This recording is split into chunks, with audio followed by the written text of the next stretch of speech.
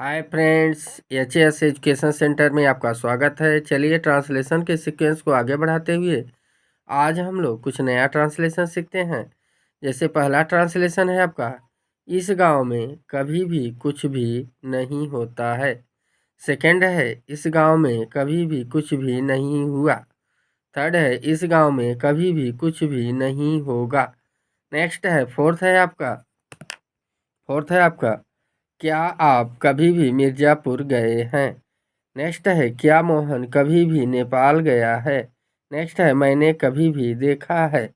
Next है, वे लोग कभी भी खेले हैं। अर्थात इस तरीके के सेंटेंसेस का ट्रांसलेशन कैसे बनता है, चलिए ट्राई करते हैं हम लोग। पहला ट्रांसलेशन, चलिए पहले ट्रांसलेशन को आप लोग बनाइए। इस गांव में कभी भी कुछ भी नहीं होता है। बनाइए बनाइए, आप लोग बनाएं। सेकंड है, इस गांव में कभी भी कुछ भी नहीं हुआ। थर्ड है, इस गांव में कभी भी कुछ भी नहीं होगा। तो गांव के स्थान पे आप कुछ भी लिख सकते हैं, जैसे कि इस गली में, इस मोहल्ले में ना, यहाँ गांव के स्थान पे कुछ भी, शहर में, देश में।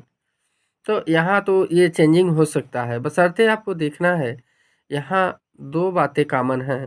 कभी भी कुछ भी नहीं, कभी भी कुछ भी नहीं, कभी भी कुछ भी नहीं। चलिए सबसे पहले हम इनकी मीनिंग देखते हैं कि इनकी मीनिंग क्या होती है। इसके बाद ट्रांसलेशन के सीक्वेंस को आगे बढ़ाते हैं। बाकी ये देखिए आपका, इस गांव में कभी भी कुछ भी नहीं होता है। होता है मतलब प्रेजेंट में, नहीं हुआ मतलब पास्ट में, नहीं होगा मतलब फ्यूचर में। तो ये फ्यूचर में है, ये आपका पास्ट में है और ये प्रेजेंट में है। तो चलिए ट्रांसलेशन को इस शुरू करने से पहले हम लोग कुछ जैसा कि की पॉइंट्स देखते हैं। तो देखते हैं इसके कुछ की पॉइंट्स क्या हैं। चलिए सबसे पहले हम लोग मीनिंग देखते हैं।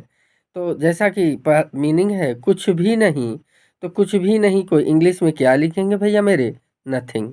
नथिंग, नथिंग मीन्स क्या होगा? कुछ भी नहीं। सेकंड मीनिंग है ईवर। ईवर मीन्स कभी भी या किसी भी समय। हालांकि हमारे सेंटेंस में क्या आया है? कभी भी। तो कभी भी को क्या लिखेंगे? ईवर। ईवर मीन्स कभी भी और नथिंग मीन्स कुछ भी नहीं। ईवर का अपोजिट क्या होता है भैया मेरे? नेवर। नेवर मीन्स क्या होता है? कभी नहीं। तो कभी भी आया है तो कभी भी को क्या लिखेंगे? ईवर लिखेंगे। और कुछ भी नहीं को क्या लिखेंगे? नथिंग। चलिए अब देखते हैं हम लोग, ये मीनिंग आप लोग दिमाग में रख लीजिए कि कभी भी को क्या लिखेंगे? ईवर लिखेंगे। और कुछ भी नहीं को क्या लिखेंगे? नथिंग लिखेंगे। चलिए देखते हैं हम लोग। चलिए बनाइए आप लोग, इस गांव में कभी भी कुछ भी नहीं होता है। बनाइए, इसका ट्रांसलेशन बनाइए। जैसा कि आप जाने हैं, कभी भी आया है तो उसके लिए क्या लिखेंगे? इवर लिखेंगे। और कुछ भी नहीं, इसकी इंग्लिश क्या लिखेंगे? नथिंग लिखेंगे। चलिए बनाइए आप लोग, बनाइए ट्रांसलेशन, बनाइए। क्या बनेगा ट्रांसलेशन बच्चों मेरे? इस गांव में कभी भी कुछ भी नहीं होता। इसका ट्रांसलेशन क्या बनेगा भैया मेरे? Nothing ever happens in this village। क्या बनेगा? Nothing ever happens in this village। अगर यहाँ गांव के स्थान पे शहर रहा होता तो क्या होता? Nothing ever happens in this city ना। जैसे इस स्कूल में यहाँ विद्यालय रहा होता, गांव के स्थान पे विद्यालय रहा होता, तो क्या बनता? Nothing ever happens in this school। इस तरीके से मतलब हम कुछ भी यहाँ चेंज कर सकते हैं। तो आपको क्या याद रखना है? कुछ भी नहीं, कुछ भी नहीं का क्या है? नथिंग। और कभी भी का क्या है? ईवर। ये मीनिंग अगर आप याद कर लेते हैं तो आपका इतना कम हो जाएगा। तो बचा क्या? इस गांव में, इस गांव में है तो इन दिस विलेज, अगर यही शहर है तो इन दिस सिटी। इस तरीके से। और होता है काहे माने होना होता है, हैपन माने होना या घटित होना। तो यहाँ पर आप देखिए ये ट्रांसलेशन इजी हो गया। तो आपका ट्रांसलेशन क्या बना? इस गांव में कभी भी कुछ भी नहीं होता है। इसका ट्रांसलेशन क्या बना बच्चों मेरे? Nothing ever happens in this village.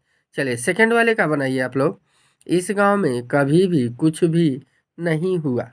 चलिए बनाइए, बनाइए इसका, इसका ट्रांसलेशन आप लोग बनाइए। इस गांव में कभी भी कुछ भी नहीं हुआ, ये पास्ट में है। बनाइए, क्या बनेगा बच्चों मेरे? इस गांव में कभी भी कुछ भी नहीं हुआ। इसका ट्रांसलेशन क्या बनेगा भैया मेरे? Nothing ever happened in this village. Happened, ध्यान दीजिएगा, ये पास्ट में रहा तो हैपेन का पास्ट क्या हो गया?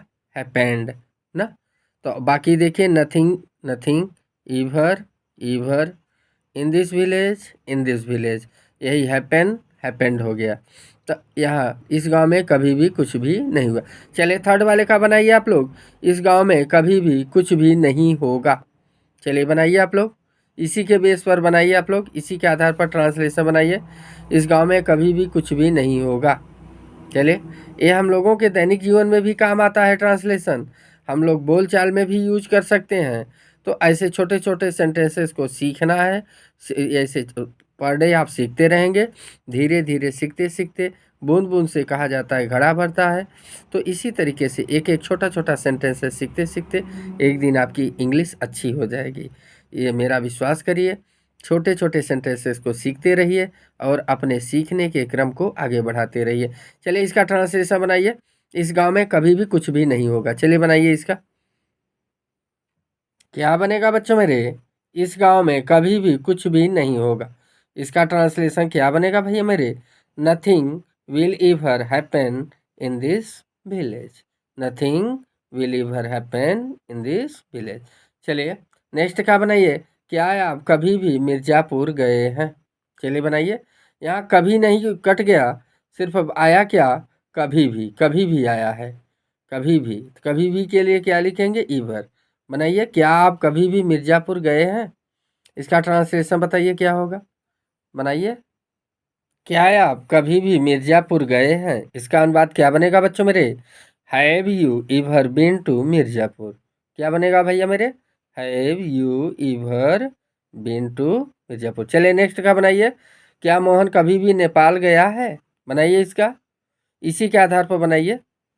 बनाइए, क्या मोहन कभी भी नेपाल गया है? क्या बनेगा ट्रांसलेशन भैया मेरे? चलिए बनाइए। क्या मोहन कभी भी नेपाल गया है? बनाइए इसका। क्या बनेगा भैया मेरे? Has Mohan ever been to Nepal.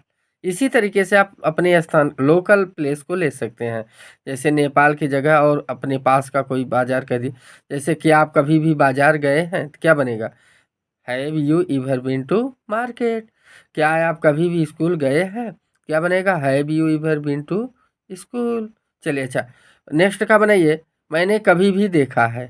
बनाइए इसका, छोटा सा है, छोटा सा सेंटेंस है, बनाइए तो। मैंने कभी भी देखा है, क्या बनेगा इसका? बनाइए। क्या बनेगा बच्चों मेरे? मैंने कभी भी देखा है तो क्या बनेगा? I have ever seen. अच्छा, अगर यही होता मैंने कभी नहीं देखा है या मैंने कभी भी नहीं देखा है तो क्या बने, तब क्या बनता? आई हैव नेवर सीन ना। नेवर, अभी आपको बताए थे मीनिंग में कि ईवर का अपोजिट क्या होता है? नेवर। नेवर, तो अगर कभी नहीं होता तो क्या लिखते हैं? नेवर। मैंने कभी नहीं देखा है, आई हैव नेवर सीन। और मैंने कभी भी देखा है तो क्या बनेगा? I have ever seen. चलिए नेक्स्ट का बनाइए। वे लोग कभी भी खेले हैं। बनाइए इसका। वे लोग कभी भी खेले हैं। बनाइए, क्या बनेगा? वे लोग कभी भी खेले हैं। क्या बनेगा भैया मेरे? क्या बनेगा बच्चों मेरे? वे लोग कभी भी खेले हैं। इसका ट्रांसलेशन क्या बनेगा बच्चों मेरे? They have ईवर played. ईवर, अच्छा आप देखिए, ईवर शब्द हर जगह आया है, कभी भी, और इसका मीनिंग क्या निकल रहा है? कभी भी। ईवर मीन्स क्या होगा? कभी भी। और आप देखिए, ये हैव बीन मतलब क्या? ये अधिकतर ईवर का प्रयोग कहाँ होता है? चलिए ईवर से संबंधित कुछ हम लोग रूल्स आज देख लेते हैं। ईवर से संबंधित कुछ रूल्स। रूल फर्स्ट क्या है बच्चों मेरे? देखिए, यूज ऑफ ईवर। क्या लिखा है बच्चों मेरे? कॉपी में आप लोग नोट डाउन जरूर करेंगे। Use of ईवर। रूल फर्स्ट है, ईवर का प्रयोग कभी भी या किसी भी समय, एट एनी टाइम, कभी भी या किसी भी समय, एट एनी टाइम के अर्थ में एडवर्ब के रूप में निगेटिव तथा इंट्रोगेटिव सेंटेंस में होता है। अर्थात ईवर का प्रयोग हम जब भी करेंगे तो निगेटिव सेंटेंस में करेंगे या इंट्रोगेटिव में। और अगर पॉजिटिव होगा तो ईवर के स्थान पे क्या प्रयोग करेंगे? ऑलवेज।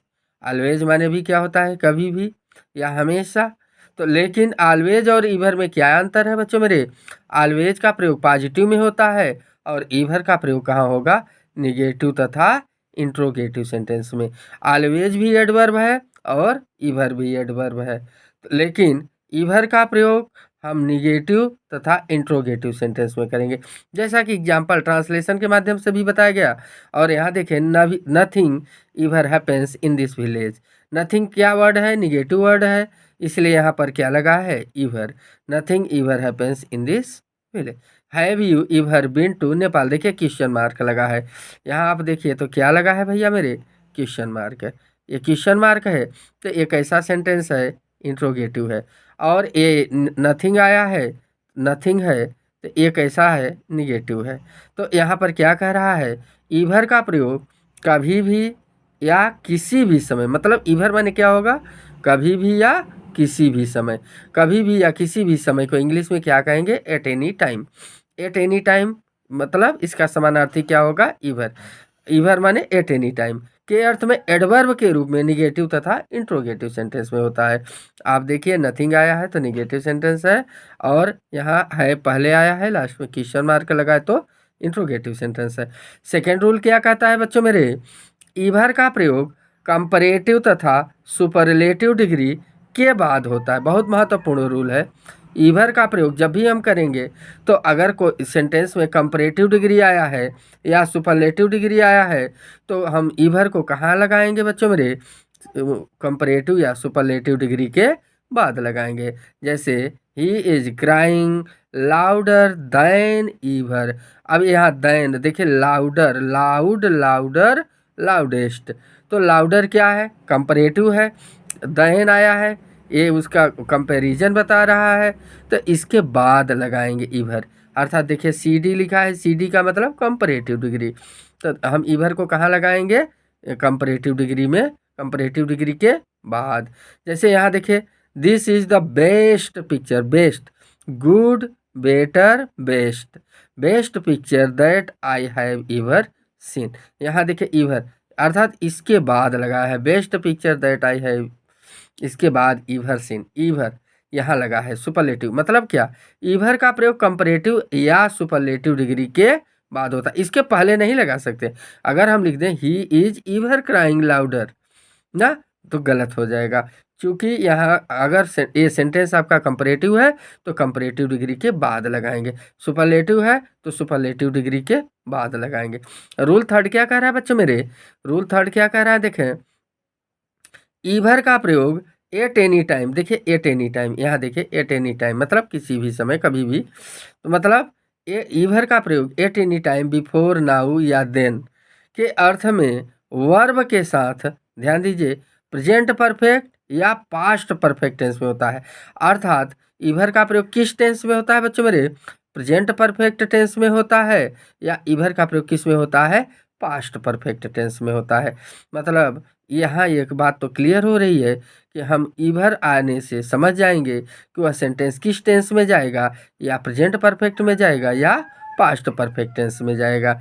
जैसे एग्जांपल हम लोग देखते हैं, it is one of the nicest houses that I have ever seen.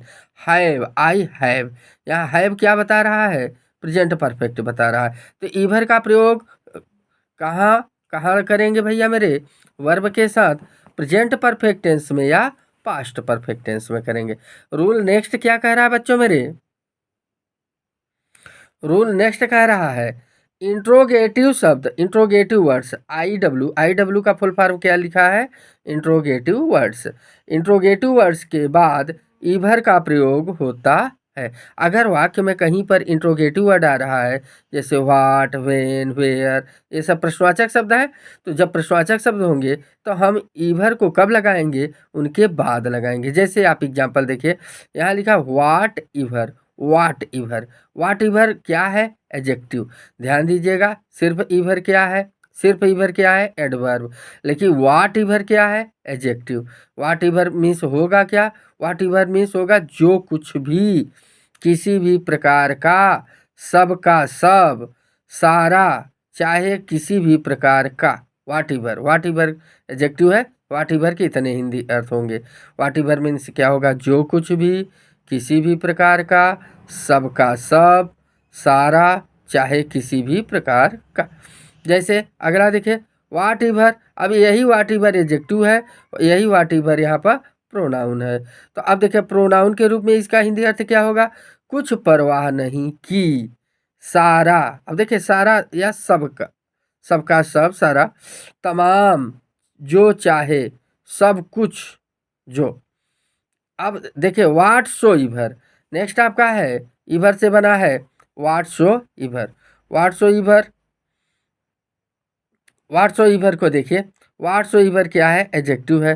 वाट सो इवर माने क्या होगा, वाट सो इवर माने होगा जैसा भी, जो कुछ भी, किसी तरह का हो। वाट सो इवर, वाट सो इवर माने क्या होगा, मीनिंग जानना बहुत जरूरी है।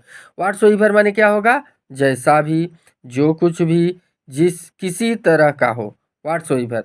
और ये एडजेक्टिव के रूप में है। और अगर वाट सो इवर प्रोनाउन के रूप में आ रहा है तब वाट सो इवर माने होगा जो कुछ। वाट सो इवर प्रोनाउन के अर्थ में आएगा तब जो कुछ, वाट सो इवर अगर एडजेक्टिव के रूप में आएगा तब जैसा भी, जो कुछ भी, किसी तरह का हो। नेक्स्ट है वाट सो इवर, देखिए एडवर्ब के रूप में भी आ रहा है। अगर एडवर्ब के रूप में वाट सो इवर का प्रयोग कर रहे हैं तो इसका अर्थ क्या होगा, किसी भी तरह का कुछ नहीं। वाट सो इवर एडवर्ब के रूप में आ रहा है। तो ऐसे ही और क्या बनते हैं, जैसे आपका लिखा है यहाँ देखिएगा, वेयर इवर, वेयर इवर लिखा है, अगर प्रोनाउन के रूप में है, वेयर इवर प्रोनाउन के अर्थ में है, तो वेयर इवर माने क्या होगा, जहाँ कहीं। वेयर इवर माने जहाँ कहीं। और अगर वही कंजंक्शन के रूप में भी वेयर इवर आ रहा है, कंजंक्शन के अर्थ में वेयर इवर का अर्थ होगा चाहे जहाँ ना।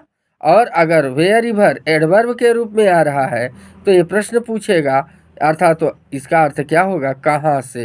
वेयर इवर माने क्या होगा, कहाँ से। नेक्स्ट देख, नेक्स्ट है बच्चों मेरे वेयर सो इवर। वेयर सो इवर क्या है, कंजंक्शन है। वेयर सो इवर कंजंक्शन के रूप में आ रहा है, जोड़ने का काम करेगा। तो वेयर सो इवर माने क्या होगा, जहाँ कहीं। वेयर सो इवर माने क्या होगा भैया मेरे, जहाँ कहीं। देखिए वेयर इवर माने कहाँ से, एडवर्ब के रूप में प्रश्नवाचक अर्थ देगा। वेयर इवर कंजंक्शन के रूप में चाहे जहाँ। वेयर इवर प्रोनाउन के रूप में जहाँ कहीं। चलिए वेन इवर, वेन, वेन प्रश्नवाचक शब्द है। वेन इवर, वेन इवर कंजंक्शन के रूप में अगर आ रहा है तो वेन इवर माने क्या होगा, चाहे कभी, जब चाहे, किसी भी अवसर पर। वेन इवर, वेन इवर माने होगा अगर कंजंक्शन के रूप में आ रहा है तब। और वेन इवर अगर एडवर्ब के रूप में आ रहा है तो इसका अर्थ क्या होगा, वेन इवर का कब। वेन इवर अगर एडवर्ब के रूप में आ रहा है तो इसका हिंदी अर्थ क्या होगा, कब। जैसे when so ever, when so इवर लिखा है ना।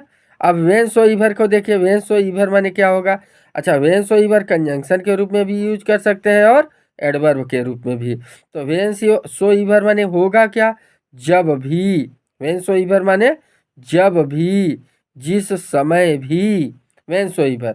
और when, whence so ever, whence, देखिए whence so ever, when so ever conjunction के रूप में है, जहाँ कहीं से। वेन्स सो इवर माने क्या होगा, जहाँ कहीं से। मीनिंग रटना पड़ेगा आपको। वेन्स सो इवर माने क्या होगा, जहाँ कहीं से, जिस किसी जगह से, जहाँ से भी। चले विच इवर, विच इवर, विच इवर क्या एडजेक्टिव भी है और प्रोनाउन। विच इवर माने क्या होगा, कोई भी, चाहे कोई सी भी। चलिए नेक्स्ट देखते हैं विच सो इवर। विच सो इवर माने क्या होगा भैया मेरे, विच सो इवर, विच सो इवर प्रोनाउन भी है और एडजेक्टिव भी। तो विच सो इवर माने क्या होगा, जो कोई। विच सो इवर माने क्या होगा, जो कोई। हुई भर, हुई भर, हुई भर माने क्या होगा, जो कोई भी। हुई भर देखिए प्रोनाउन है। हुई भर माने क्या होगा, जो कोई भी, जो भी, कोई भी व्यक्ति। हुई भर। जैसे हुम इवर, हुम इवर, हुम इवर माने क्या होगा, जो कोई, जो भी, ये भी प्रोनाउन है। हुम सो इवर, हुम सो इवर ये भी प्रोनाउन है, जिस किसी को भी। हुम सो इवर माने क्या होगा, जिस किसी को भी। अच्छा ध्यान दीजिए, मीनिंग रटना पड़ेगा। हूँ इवर माने जो कोई भी। हुम इवर प्रोनाउन के रूप में आ रहा है, देखिए हूँ इवर, हुम इवर, सो इवर। तो हुम ईवर माने क्या होगा, जो कोई भी, हुम हुम ईवर माने जो कोई भी, हुम ईवर माने जो कोई भी, जो कोई जो भी, हुम सो ईवर माने जिस किसी को भी, और हाउ ईवर, हाउ ईवर देखिए, हाउ ईवर एडवर्ब के रूप में है, एडवर्ब है, हाउ ईवर क्या है, एडवर्ब। हाउ ईवर माने क्या होगा, कुछ भी हो, हाउ ईवर कुछ भी हो, यद्यप कितना भी। How so ever, how so ever ये भी एडवर्ब है। हाउ शो ईवर माने क्या होगा, कुछ भी, यद्यप कितना भी। और हाउ ईवर माने क्या होगा भैया मेरे, हाउ ईवर माने होगा तथापि, बहरहाल। ये मीनिंग आपको रटना पड़ेगा। देखिए, हूँ ईवर, हुम ईवर, हुम सो ईवर, हाउ शो ईवर, हाउ ईवर। तो ये मीनिंग रटना पड़ेगा। मीनिंग बिना रटे देखिए इसमें कोई इसका शॉर्टकट नहीं है, सफलता का कोई शॉर्टकट नहीं होता। चलिए ईवर का कुछ और रूल देखते हैं बच्चों मेरे। रूल फिफ्थ क्या कह रहा है बच्चों मेरे, ईवर का प्रयोग सदा, सदैव, हमेशा के अर्थ में फ्रेजेज में भी होता है। अर्थात फ्रेज दो शब्दों को से मिल करके। अब देखिए, ईवर के साथ जब ईवर जब फ्रेज के रूप में प्रयोग कर दिया जाएगा, फ्रेज के रूप में, तो इसका अर्थ क्या होगा, सदा होगा, सदैव होगा, हमेशा होगा। जैसे फॉर ईवर माने क्या होगा, सदा, सदैव, हमेशा। ईवर सिंस, सदा, सदैव, हमेशा। ईवर आफ्टर, सदा, सदैव, हमेशा। योर्स ईवर, सदा, सदैव, हमेशा ना। तो forever, ever since, ever after, yours ever, इनका हिंदी अर्थ क्या होगा बच्चों मेरे, सदा, सदैव, हमेशा। चलिए रूल्स नेक्स्ट देखते हैं बच्चों मेरे। रूल नेक्स्ट क्या कह रहा है भैया मेरे,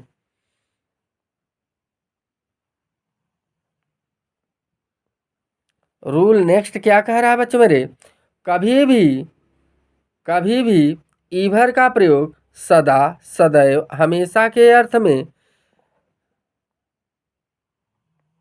एडजेक्टिव तथा पार्टिसिपल के साथ होता है।